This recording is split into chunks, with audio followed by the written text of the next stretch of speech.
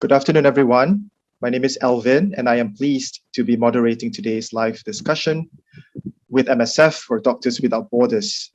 This is the third webinar in our series, overshadowed by COVID-19, neglected diseases in the spotlight. As COVID-19 puts the world on pause, health programs for various preventable diseases have also been severely disrupted, and that's why we notice these diseases are neglected. Today's session titled Tuberculosis, an Old and Ongoing Epidemic. Tuberculosis, or TB, is still one of the world's deadliest infectious diseases. It is difficult to diagnose and treat.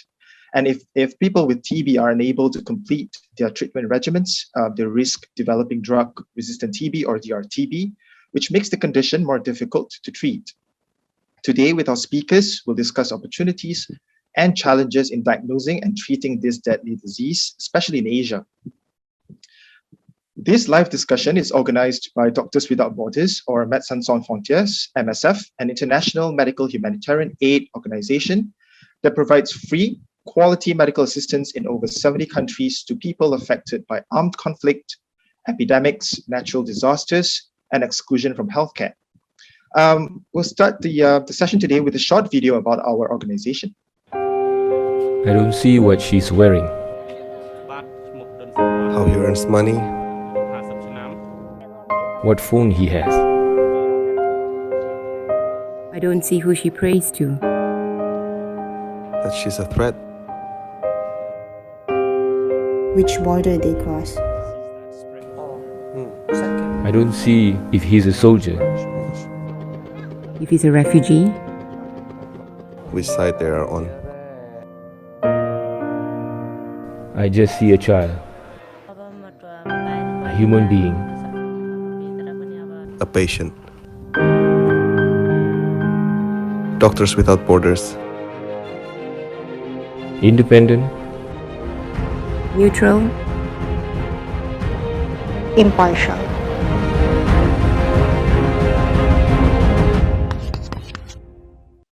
All right, thank you.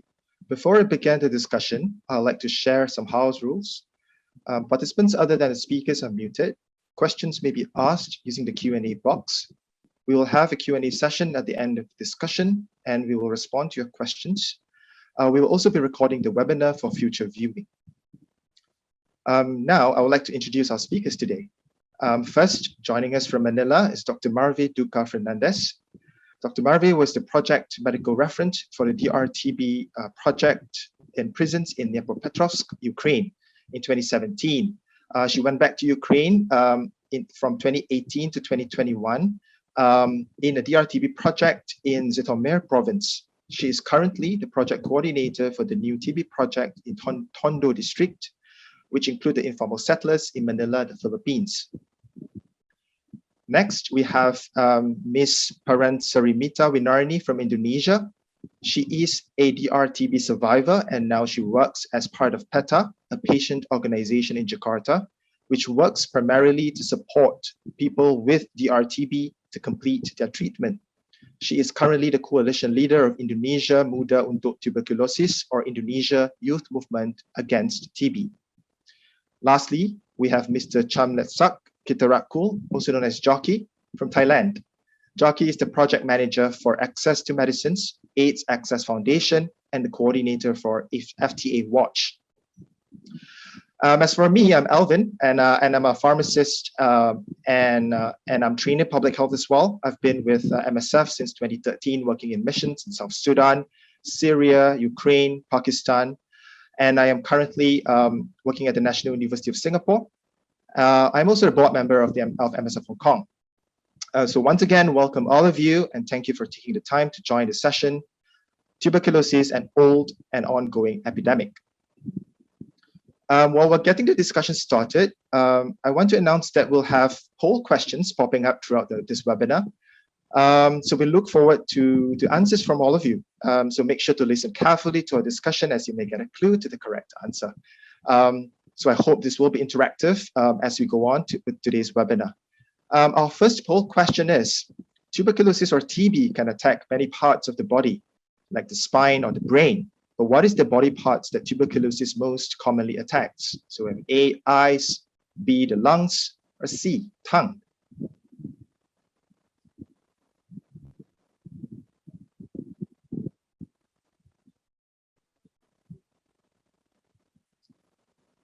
We'll spend a few seconds on this question and we'll have the results shortly.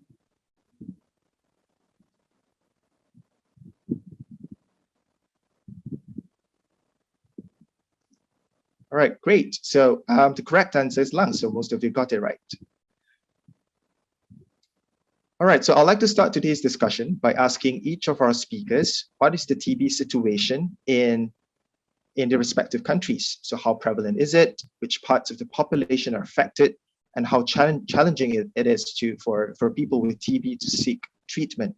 So let's start with Dr. Barbie. You spent 4 or 5 years on a DRTB project in Ukraine, and now you're setting up a TB project in the Philippines. So what is the TB situation in the Philippines?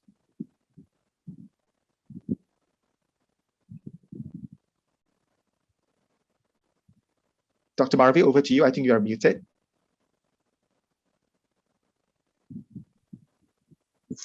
Sorry. No worries. Thank you.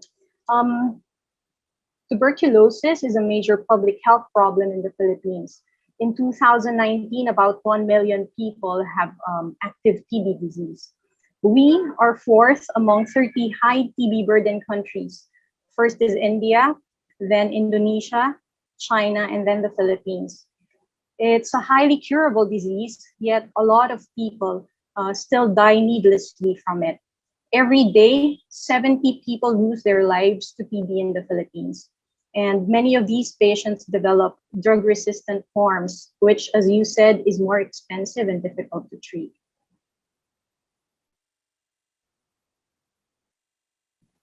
Right, thank you, Dr. Barbie. Next, Paran, as a DRTB survivor yourself, I'm sure you're always monitoring the TB situation in Indonesia and the challenges that people with TB face and the community affected by TB face every day in Indonesia. Would you mind telling us a little bit about the TB situation in Indonesia?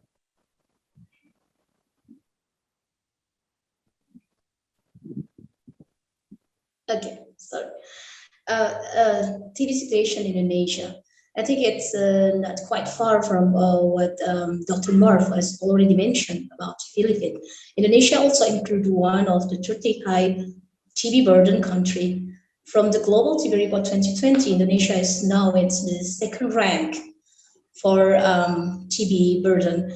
Well, I think I'm not gonna go through all the number, but what I want to say is about the TB situation in Indonesia is same like other country. Indonesia have also difficult situation during this pandemic. For TB, where our number case finding, our number for case finding, enrollment rate, and also treatment success rate has been decreased than before the pandemic. But I feel happy, very happy to share to all of you in here that our government have very strong commitment to fight against TB in Indonesia. We have like national TB strategy for tuberculosis care and prevention, 2020 and 2024. And during this pandemic, also our government have tuberculosis service protocol during COVID pandemic, where it includes the interval for dispensing anti-TB drugs, for sensitive TB drugs, and also for the resistant TB drugs.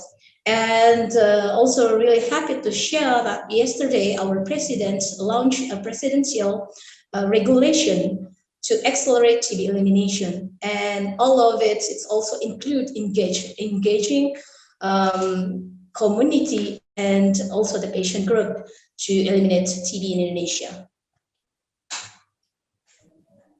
Thank you, Paran. How about Thailand, Jockey? I understand access to medicines is one of the biggest concerns in Thailand. Is Thailand a high burden country? Is DRTB prevalent there as well? Yeah, thank you, Alvin. Yes, Thailand is one of the 14 countries with a high burden of TB as well. And in each year, we have a new infection of TB around more than 100,000 people. And each year, over 12,000 people get killed by the TB. So it's still quite a serious issue over here. Even we have the general health coverage scheme that provide the TB treatment to the people, but we cannot reduce the new infection of the TB over here. But on top of that, I'd like to say about the drug-resistant TB. It's an issue over here.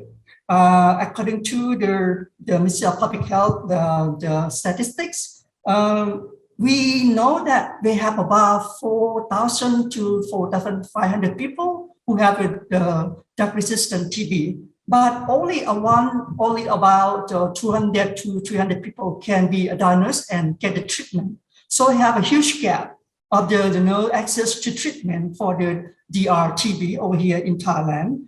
And I would like to say that TB is quite a burden to the patient because they require a cost of the treatment is related to the cost of the medicine as well. We have a medicine available, but the issue is that why we cannot access to the optimal treatment for TB. I would like to say about newer generation of the TB medicine. We know that TB is quite an old disease, but it's take over 3 decades before we have the new medicine available. But when we have it, the price is so high, and a limited number of people can access to this medicine. For example, bedaquiline, delaminate, and even the ongoing TB over here about latent TB, right? Rifampicin also had a problem of the price as well. Because of the high price, we had the issue about patent. Patent is the mechanism that the big pharma use to limit or to block access to the TB medicine. So it's make the price of medicine so expensive. And even the government have you also have a cover scheme or even the treatment policy or treatment project. But we cannot get all of them who need the medicine to have the medicine because the prices is the barrier. And behind that, beside the patent, is monopolized by one single company and can identify whatever prices they want to give to the market. So this is a huge barrier, prevent people from access to the treatment, particularly on DR-TB. Thank you, Alvin. Thank you, Jockey. As TB is a treatable and preventable disease, TB is still a major public health concern. I think in 2019, the world saw 10 million new cases and 1.4 million deaths from TB alone. And these are all mostly treatable and preventable.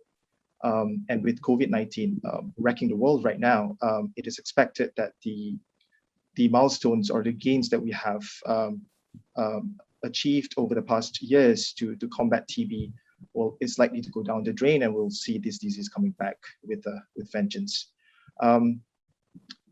Definitely, there are a lot of challenges in diagnosing and treating tuberculosis.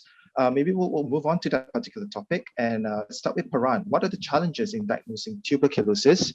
What are the factors that might keep people from getting screened or tested for TB? Can you tell us a little bit more about your experience and perhaps the experience of the people and the community that you support?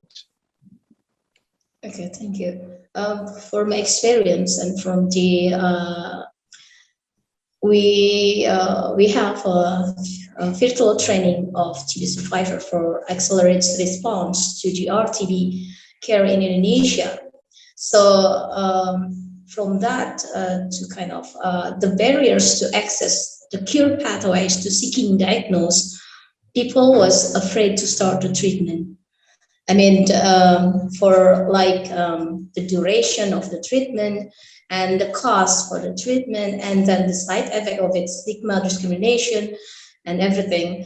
And they also afraid that they can transmit the disease into the other when they already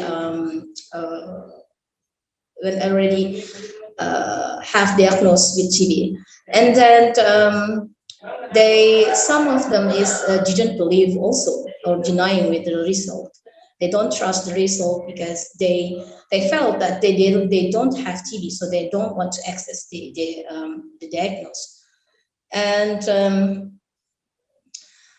it's getting difficult during the pandemic situation. People getting scared to go to the hospital or primary healthcare center to have screening or just to check themselves when they have TB symptoms. Because we all know that COVID and TB have the same symptoms. So they're afraid that when they check for the TB, then they were gonna say that, oh, you have COVID, and yeah, it's kind of like make them didn't want to check themselves to getting diagnosed or like screening or something. Thank you, Alvin. Thank you, Paran.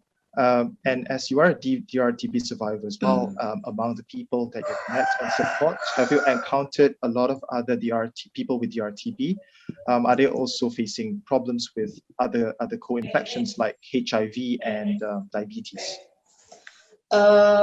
Yeah. Well, I started to become a peer educator since cured from DRTB in 2014, and I'm getting more involved as patient supporter from October 2019. I have DRTB patient with co-infections such as diabetes and HIV, and the treatment challenge is more hard actually for them than the other patient that only have TB. And because they have to check regularly and they have to take other medicine besides their TB medicine, like every day, and sometimes they just get bored and feel tired because they have to take those medicine, TB and the other co-infection diseases. So, but we as the patient supporter or as a peer educator, we always educate them that what is the important for taking those medicine for them? What is the benefit of it, and why they have to take all this medicine for their health and until for TB, like until cure. Thank you. Thank you, Paran. I think you have rightly pointed out that the factors or considerations that someone with TB or people with presumptive TB would have are definitely multi-levels because they need to consider some individual factors, interpersonal factors, even policy factors as well, health system, availability of healthcare, availability of diagnostic tools in order for them to get diagnosis timely and also be able to start treatment on time as well. So thank you very much, Paran. Dr. Marvi, maybe you can tell us a little bit about your experience in the Ukraine, and followed by some challenges that you foresee in your Tondo project in the Philippines. Dr. Marvi, I think you're muted. Sorry. I'm sorry. I'm technically challenged. Yeah, diagnosing TB has always been challenging. But recently, there have been recent advances in diagnostics that increase the accuracy of results in lesser time. So this is very good news. However, people may still not choose to come to be screened or diagnosed. And in Ukraine, we found that one of the most important factors for this is stigma. Since TB is associated with poverty, unemployment, risky behaviors, for example, such as substance use disorder, people generally face disgrace and are shunned by others when they turn out to have TB.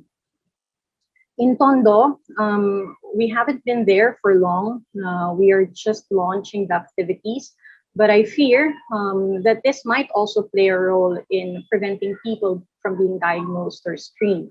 But quite frankly, COVID-19, I think, as Paran was describing, and its implications will probably play the biggest challenge at this time in a place such as Tondo. Thank you, Dr. Marvi. Thank you also for highlighting stigma. I think it is an issue that's not only faced by the communities affected by TB in Indonesia or the people that you saw in Ukraine and also in the Philippines. I think in most places that I've worked in, for example, in Cambodia, stigma is still an issue, despite a different sort of a cultural influence or a tradition. Stigma is something that's quite prevalent across the world.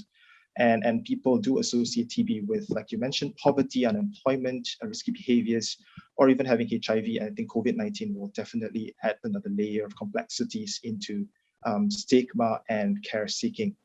Dr. Marvi, since you have been working on DRTB for a long time, perhaps you can talk to us about innovations and recent developments that might make TB diagnosis easier, more convenient, especially given the challenges that we have discussed here today. Sure.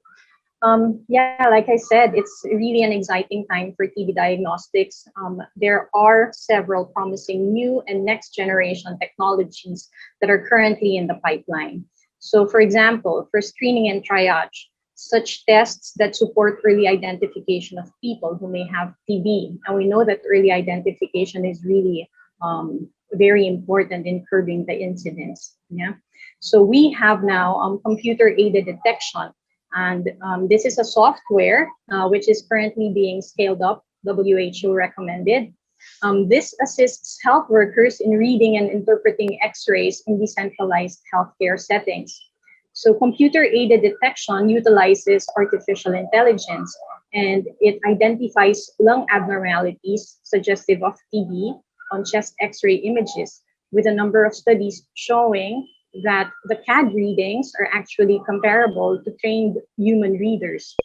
So this new tool could help to fill the critical gap for TB screening and triage by making chest X-rays more feasible to implement on a large scale at or close to the point of care in low and middle income countries where they may not have a lot of radiologists, for example. And the increased use of chest X-rays combined with CAD as a screening and triage tool could help to target and optimize the use of more expensive rapid molecular tests, which are then the diagnosing tests, which are the gold standards for diagnosis. And then also in development, we now have next generation sensitive point of care biomarker-based tests that do not require sputum anymore, such as LAM. So I don't know if people have heard about this, but yeah, so it's a component of the cell wall of TB, and it can be present in patients' urine. So many children and people living with HIV/AIDS are not able to produce adequate sputum samples, and this becomes a rate-limiting step in diagnosis. So also for extrapulmonary TB, where sputum is not the specimen of choice, you see, so it will usually require invasive procedures to get a specimen. So we can avoid this altogether if we have the more sensitive biomarker test. And then also there are tests in the pipeline to replace smear microscopy as the initial diagnostic tool, because it's like 100 years test and it hasn't been replaced. Yeah, so it's quite sad. GeneXpert was supposed to do this, but GeneXpert and all of its logistical demands, it's a bit difficult to roll out, especially in the rural areas. It's requirement of air conditioning and electricity mostly. So there are new things in the pipeline, QNAT MPB, MPB RIF DX. These are both rapid molecular tests, similar to GeneXpert, but less logistically requiring. And then, yeah, these are just some of the innovations. There are also others, next generation drug susceptibility testing.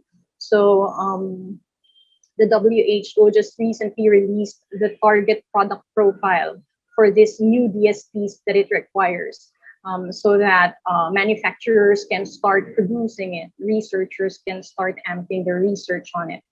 And there's also next generation sequencing for detection of drug resistance and tests for TB infection, more importantly. So we have to catch people who do not have the disease yet. So as if we are accurately identifying people with TB infection, we can already prevent them from getting the disease. And this is also in the pipeline. Thank you. Thank you, Dr. Marvi. Also wanted to highlight my personal experience working with artificial intelligence in the field, and it is actually pretty, it is doable in the community. So we have ran mass screening events pre-COVID, of course, where we have computers set up in a locality with artificial intelligence installed, and we do not require radiologists on the ground to read all the chest X-rays, and this computer-aided detection software is able to help us do mass screening, and it is pretty productive. And also to highlight that with new technologies, we can have a quicker turnaround time, shorter turnaround time actually. So people can get their diagnosis as soon as possible, and get treated as soon as possible. The earlier they get treated, the better the prognosis. It would also reduce the infectivity of the person as well, and that would protect especially the family members from getting TB infection. So thank you very much, Dr. Marvi, for highlighting that. Next, we move on to challenges and innovations in treating TB and drug-resistant TB. So we'll have our second poll question. So one of the challenges in treating TB is access to medicine, which leads to our question here. This was the first DRTB drug to be developed in more than 40 years, and it was first approved for use in 2012. In July 2020, the pharmaceutical corporation that holds patents on this drug announced a reduced price of USD 1.5, 32% lower than the previous lowest price. So what is this drug? Is it A, remdesivir, B, ivermectin, or C, bedaquiline?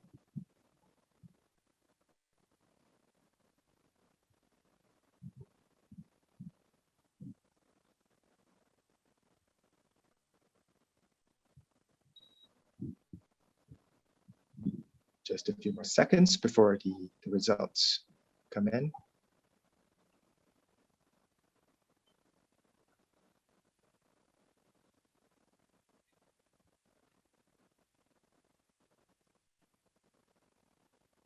Do we have the results?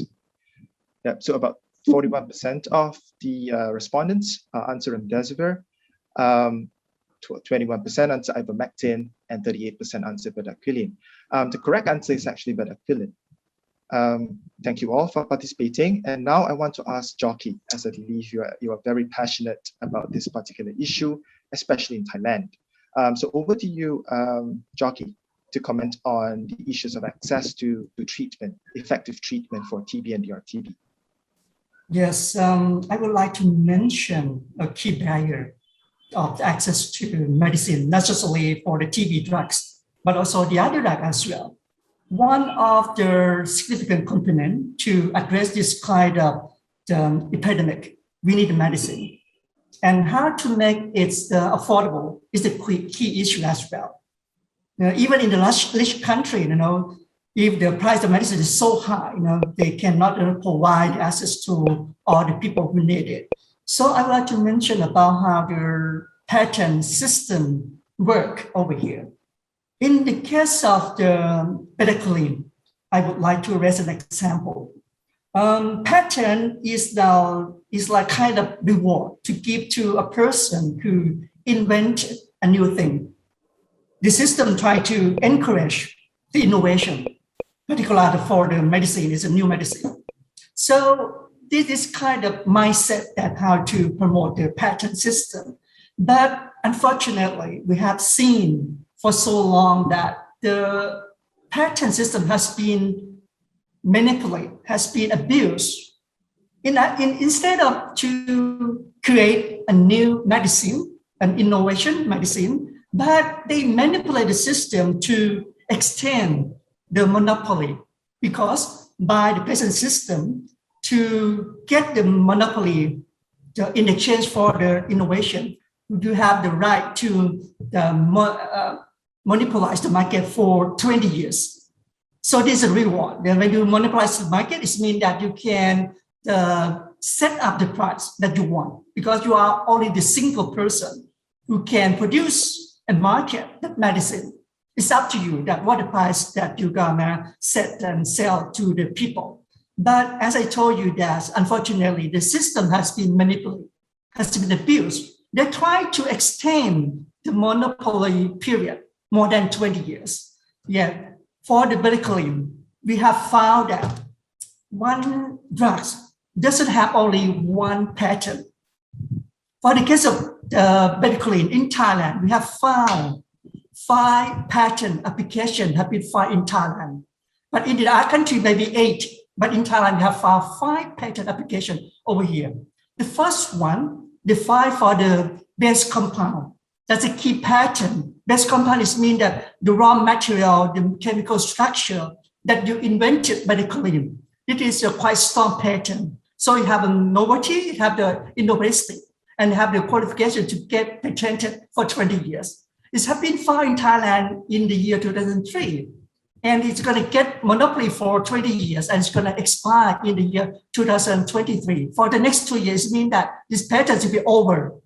So by the steering is supposed to be after 2023, other company can produce medical have a more competitor enter into the market. But we have seen that we have another 4 applications have been filed in Thailand. The first one has been granted, but the other 4 is not yet granted yet, but in the process of the examination to get approval by the Department of Intellectual Property.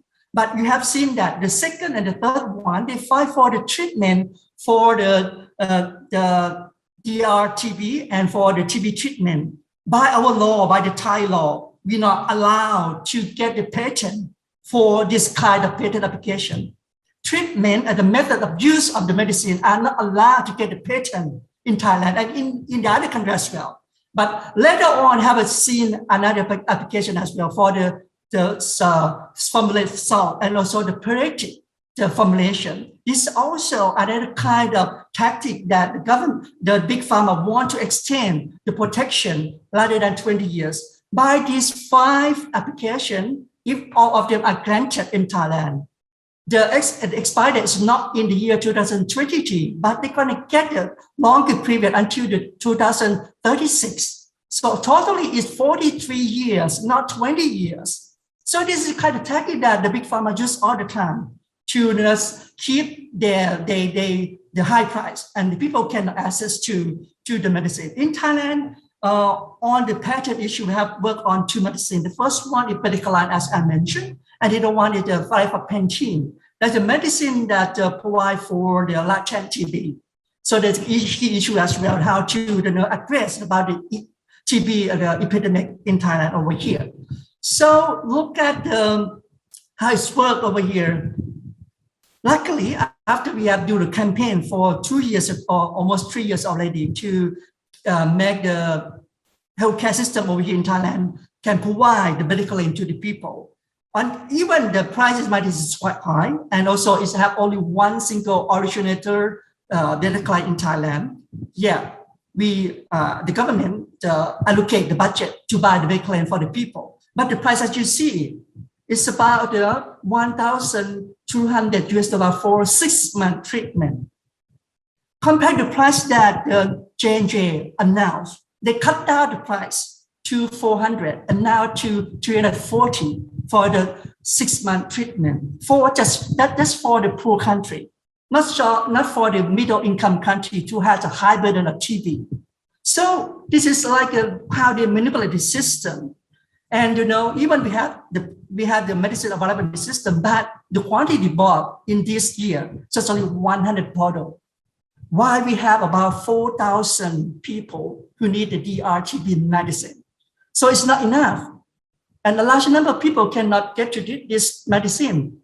Even though they have, what is the choice? You have to go back to the old generation TB medicine. As you know, what is the side effect? It's very severe adverse to the patient. And it takes long time, 4 years, 2 years to get the treatment. And until other day, maybe it doesn't work at all. So if we have the Bedicaline available, it means that life of people is going to be getting better, shorter period of treatment, and have the better quality of life. So it's still quite a high need of the Bedicaline in this country and in the other country as well. So this is the issue. This is the situation is going on in Thailand so far. And patent is a key barrier that not allow the people to access to medicine, even it's available, because the high price. The government is going to have some condition that going to allow a limited number of people to access to that.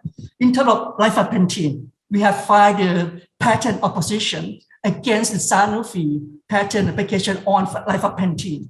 What they find over here, they try to have the protection for the combination between Rifapentine and isoniazid. So it's a combination, it's not a new drugs. Most of them are the true old drugs, and just combine in one tablet. And they claim that it needs new innovation of the medicine. So we filed the patent opposition against that. And until of the day, I think the end of last year, Sanofi decided to withdraw or abandon their patent application in many countries. So it means that we don't have the patent barrier over here. But the system over here doesn't work well because only one single company that filed a registration for market approval in Thailand is Sanofi. Have no any generic version available, so it have no competition over here. The price of lifapen is still high. So it means that limited access to the problem over here. Even we had good drugs, had better drugs for the latent TB, but we cannot use it or use it for the limited number of people. That the issue that on top of the patent barrier about how to promote, have more generic version of the medicine available in each country. If not, it's going to be monopolized by, under kind of monopoly by a single drug company, or even have a new generic company come to register over here. But just only one single generic company is to not create any competition. The price will be lower, but still high. It's supposed to have more and more competitors, that compete in the market. It's going to help the medicine lower. And in terms of medically, we have the patent barrier, as I mentioned to you, it's still on process that the patent examiner is still working on that, and it's gonna quite a lengthy period, of the work to justify is that have a good enough the qualification to get patented or not. So because I have the patent barrier, price is high, limited access for sure. So at the end of the day, the people, limited people can only access to medicine. We need generic available, but for the big client, as you know, there is no generic version of medical available yet. So my organization has joined hands with the other civil society in India, in Ukraine, in Latin America, and in Russia as well to fight opposition against the patent on medical line. We hope that if we win the case, it means that it's going to allow the other drugs company to produce the generic version of medical lines. So at that time, it means it had competition, so the price is going to be lower. And the other country have a choice going to the generic medical line with the lower price, so that the issue we try to advocate for in terms of patent opposition. And if we win the case, when we have the first generic available, compulsory licensing, which is another mechanism, going to allow the government to issue and use it by import the affordable generic version of Mediclaim into the country. But so far, we need generic manufacturer of Mediclaim available in the market. Thank you, Alvin. Thank you, Jockey, for the comprehensive discussion. And if you look at the cascade of care of TB from the moment someone experiences symptoms all the way to treatment is initiated and completed, I think our speakers have highlighted so far that each and every person who are affected by TB, they have to go through a long and arduous process in order to get diagnosed, or even convince themselves to go for diagnosis, to get diagnosed, to get treatment. And with all the barriers and challenges that we have discussed, it is the reason, one of the main reasons why TB is still a major issue, and it often affects lower and middle income countries, probably because of education, health systems, and issues to access and funding. So thank you very much, Jockey. Let's go back to Dr. Maravi for a little bit. So according to the World Health Organization in 2018, people with DRTB represented 29% of new TB cases in Ukraine, and 46% of cases were previously treated, people previously treated with TB. I understand that MSF has a program for people with DRTB in collaboration with the Zhytomyr Regional TB Treatment Center. Can you tell us a little bit about this? How is this program different from other TB programs around the world? Or maybe in contrast to the programs that you are managing right now in the Philippines? Thanks, and I remembered to unmute myself. Yeah, a shout out to everyone who is viewing us from Ukraine. So my colleagues, hi Ukrainians. So Ukraine is one of the 30 high burden countries for drug-resistant TB specifically. And MSF runs a project in partnership with the National TB Program, and there they call it the Public Health Center, and the regional health authorities of the Zhytomyr Oblast, the province. And what they do is they are operationalizing a shorter regimen of all oral drugs for people with drug-resistant TB. So this includes bedaquiline, the drug that Jockey was very passionately fighting for. So it really is very effective in shortening and leading to treatment success. A unique feature of this program, I would say, is the integration of the management of alcohol use disorder among DRTB, people with DRTB. And because they recognized that this is a major comorbidity among the patients. And statistically, 75%, 3/4 of all the patients reported to have alcohol use disorder. So that's how heavy it was. And this was preventing them from completing treatment or from just completing treatment because they would have liver toxicities and apart from just the social issues of forgetting where they put the drugs or being shunned by their family members, kicked out of their houses. So this. And in this sense, the project was able to concretely practice people-centered care by providing access to pharmacologic and psychosocial interventions for those with AUD. And it considers the person as a whole. So not only looking at TB as a disease, but what other personal struggles the patient is going through in order to complete the treatment. Thank you, Dr. Marvi. Is this something you are going to implement in the Tondo project as well? Are you going to bring whatever you've learned in Ukraine over to the Philippines? Yes.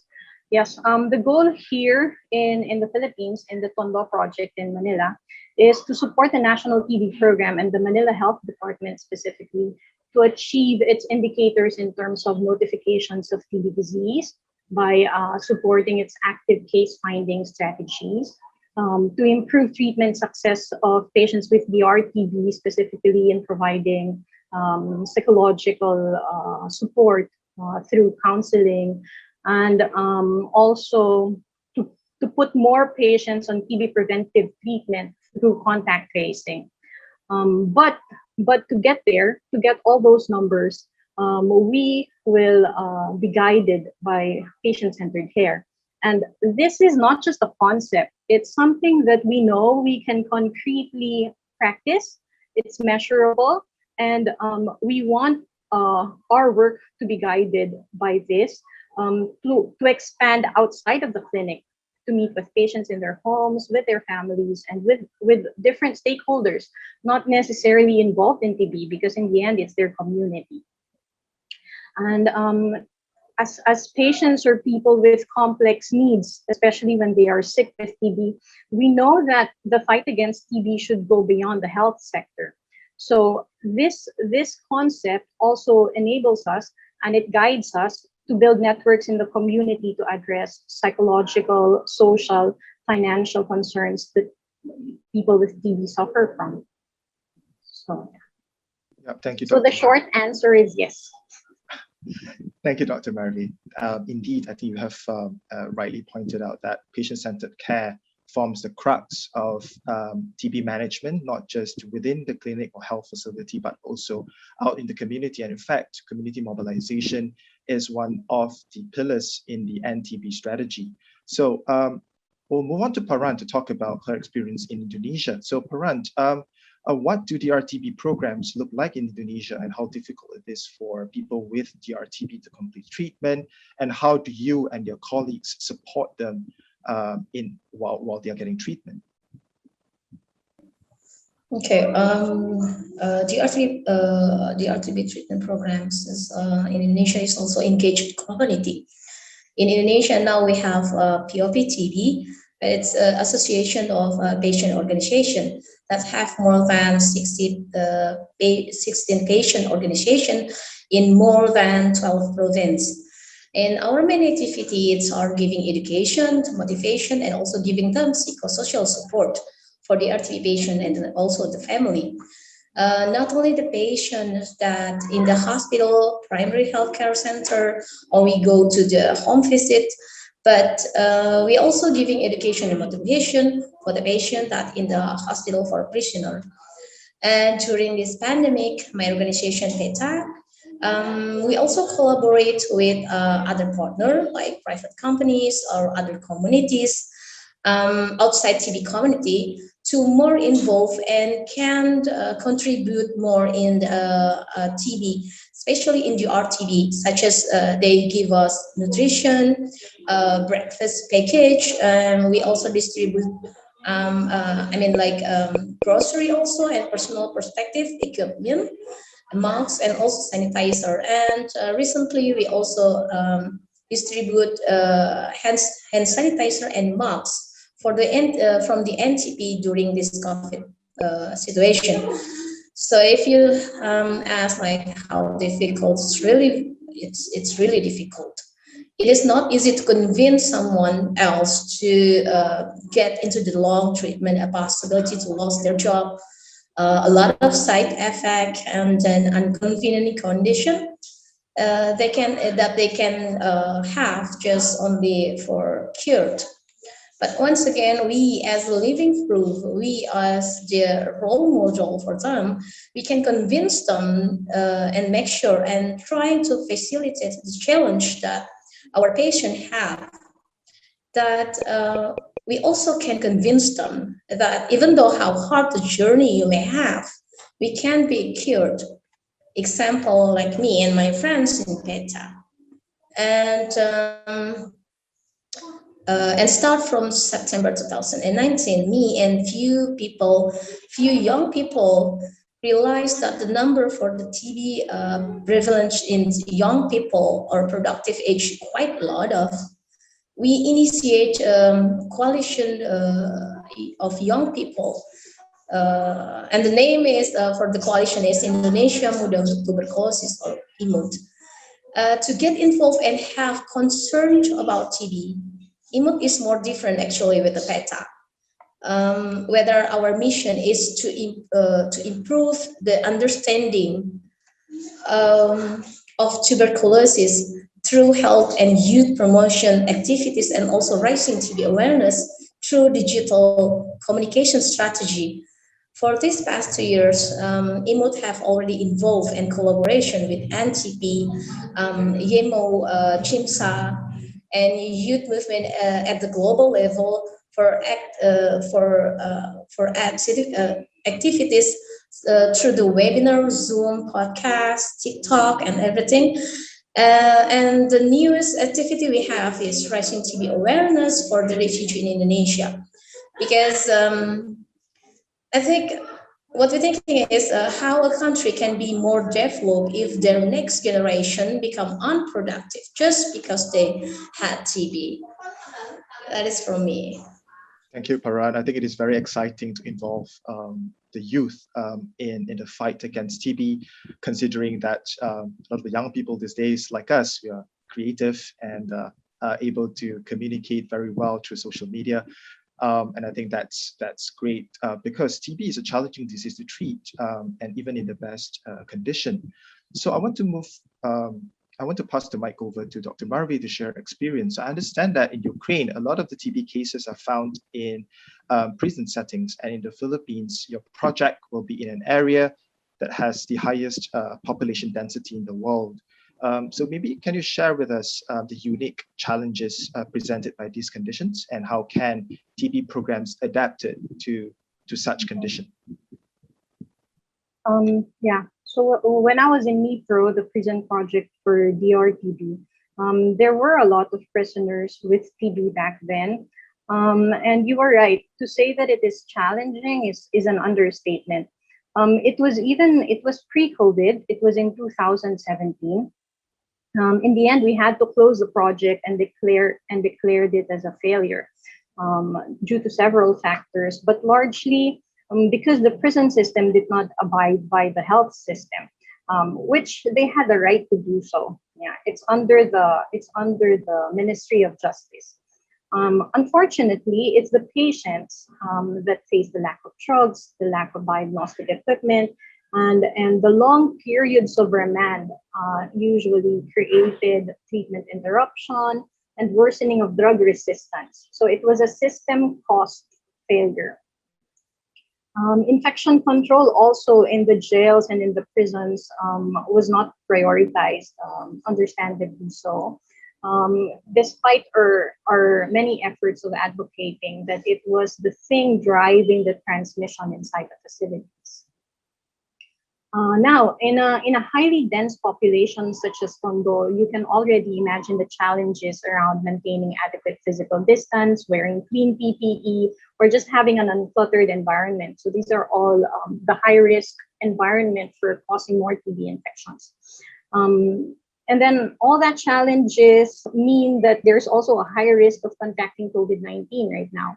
And while available information on COVID-19 infection in persons with TB remains limited, it is expected that people ill with both will actually have poorer treatment outcomes, especially if TB treatment is interrupted.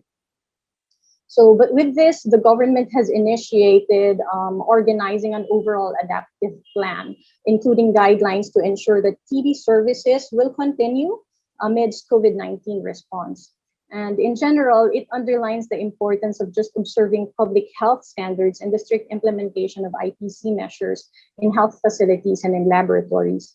But specifically, it also gives flexible treatment management and provision of anti-TB drugs through digital adherence tools. So I think someone was asking in the audience about whether there is a possibility to provide the medicines at home. And yes, so this is happening actually in the Philippines. And through telephonic conversations, also in lieu of face-to-face contacts, basically optimizing resources and time by doing simultaneous screening for COVID-19 and TB. And it's very possible and it's being done. So yeah. Thank you, Dr. Marvi. So we'll move on to some questions that came in through the Q&A box. I have two questions here. Maybe I'll start with one for Dr. Marvi. So DOT's experience is still applicable to TB and other diseases controlled during the pandemic and social lockdown. So DOTS is directly observed short course therapy for TB. And do you think it is still applicable for TB and also other diseases during COVID-19, considering that access to healthcare settings are probably limited because of reduced mobility and lockdown? I've always thought that it wasn't the most adequate way anyway, even without COVID. Yeah, because it presupposes that patients cannot be trusted with their medicines. So we have to forget this notion that we have to control patients' treatments. I think from the very beginning, if we are very clear with our health goals with the patients, and it's a shared responsibility, the patient will understand the importance of taking the medicines. And maybe they tell you, can you please observe me while I take this drug because I'm forgetful, etc. So it should come from the patient. So DOTS, I think, or DOT, is being pushed out of the way out of a response to COVID, when in fact it should have been gone a long time ago. It can be one of the tools for certain patients, sure, but there are a lot of other adherence mechanisms to support patients on treatment, especially those that are doing more than a year, 2 years. Yeah, thank you, Dr. Marvi. Just a follow-up question on innovation. So do you think the development of shorter course regimen or long-acting injectable medications facilitate medical treatment adherence? The development of shorter medicines, all oral, definitely yes. Injectable agents as standard care for drug-resistant TB is not anymore acceptable. So this has been revised, and injections are only used now for people who have maybe used up all of the medicines in the past. And once the injectables are still proven to be useful, then as a last recourse, then we give it. Yeah, thank you, Dr. Marvi. Maybe I'll just add a little bit, because I think there was a paper published in the New England Journal of Medicine earlier this year that showed that a shorter course oral regimen based on rifapentine is non-inferior to the 6-month current conventional treatment regimen. So I think shorter course regimen is on the horizon, and also to highlight what Jockey mentioned about the issue of access, because now that if rifapentine is used as a treatment regimen, but it is not accessible to many, then it beats the purpose as well. And therefore, it is important to continue the R&D and make sure that we come up with good treatment regimens for for people affected by TB, but also make them accessible. We'll move on to the second question, maybe for Paran. How has the COVID-19 pandemic affected case monitoring and compliance in Indonesia? What measures have you taken to adapt to this challenge? Paran, you're muted. So sorry, I always forgot about that. No worries. Sorry. Okay. During the pandemic, I think it's quite a challenge when you have to switch from the every day you have to go to the health facility to take the medicine and become cannot go to every day that. And during this pandemic, our patient is more afraid to go to the hospital. Example, sorry for the annoying noises. For have a regular checkup, to do baseline or just a consultation with a doctor, because most of the RTB referral hospital in here is also used for COVID referral hospital. But once again, we always educate them to do the protocol using masks. Do not forget wash your hands every time you want to go to the hospital or other places. And like I mentioned before, we have a protocol for the medicine interval, so the patient can take the medicine at home and share the video when they took the medicine to like WhatsApp group, which is in the WhatsApp group they have the health worker, the health worker, and then the patient supporter and the family and the patient itself. So we still can monitoring them for their treatment adherence still in this pandemic. All right, thank you, Paran. Unfortunately, that's all the time we have for questions. So thank you very much, Paran, Dr. Marvi, and Jockey for sharing your time and experience with us. Lastly, I would like to invite each of you to share some of your final thoughts for today's webinar. We'll start with Jockey. Thank you, Arvin. So from my point of view, I think that we are working on about the issue of patent. It's not limited only to TB, but also we are working on the other diseases as well, that the pricing issue or the patent issue is a barrier. So we try to change this kind of regime to make it to ensure that it's going to create the innovation. And when the innovation happens, all the people are supposed to access to those medicine, whatever how prices is, but how to make it is below price. So if the patent opposition doesn't work, we are look at the other option like a compulsory licensing that's going to allow the government to make use of legitimate right to import or locally produce the medicine at affordable price for all the people. I think this is quite a key issue in my point of view. Thank you. Thank you, Jockey. How about you, Paran? Well, I believe that each of us has an important roles in the journey of the TB elimination. By engaging all parts, such as like community, patient groups, young people, private sectors, government to work together, hand in hand in this journey, I'm sure that we are one step closer to TB elimination. Thank you, Paran. And lastly, Dr. Marvi.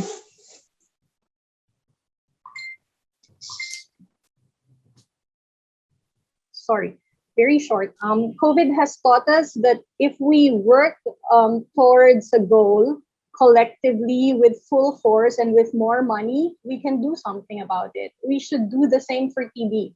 And it's been a long time coming. And we just have to do the same. That's it. Thank you. Thank you so much. Thank you. Totally agree with you. Thank you so much to our panelists today. It's been a pleasure talking with all of you, and I wish you all the very best in your endeavors as you battle this infectious disease. To everyone who joined us today, thank you so much for being here, for listening to our wonderful speakers and sharing your questions. We apologize, we don't have enough time to answer all the questions. Nevertheless, we look forward to seeing you at the next webinar titled Methanol Poisoning, the Illegal Brew That Kills, happening next Thursday, August 19. And if you haven't registered yet, the registration link should be in your inbox. We hope you can fill in the survey at the end of this webinar. We would love to hear your feedback, and we're always looking for ways to do better. And lastly, we'll keep in touch and via our website and our social media accounts. So please follow us to know what MSF is up to, not just in Asia, but around the world. So thank you very much, and have a nice day. Thank you all.